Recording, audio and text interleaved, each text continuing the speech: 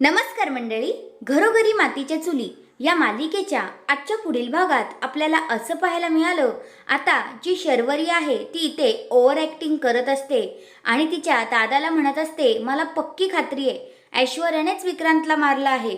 ती मुलगी काहीही करू शकते, कोणत्याही थराला जाऊ शकते असं बोलून आता इकडे ऋषिकेश जो आहे तो शर्वरीला समजावत असतो.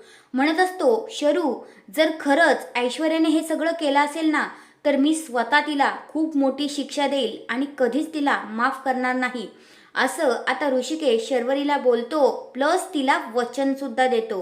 आता शर्वरीचं तर काय मनातलंच झालेलं असतं, तिला तर आनंदच वाटत असतो.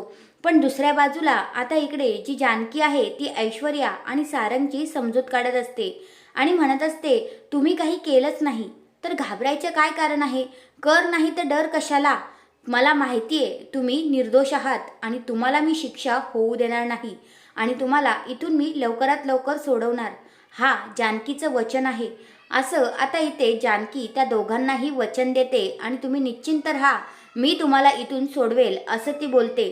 तर हा आहे आजचा पुढील भाग.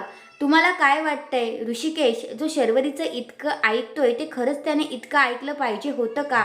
आणि जानकीने जर आधीच शर्वरीचं सगळं काही पोल खोलली असती तर आज ही वेळ आलीच नसती. तर हा आहे आजचा पुढील भाग. तुम्हाला कसा वाटला ते कमेंट करून नक्कीच सांगा. धन्यवाद.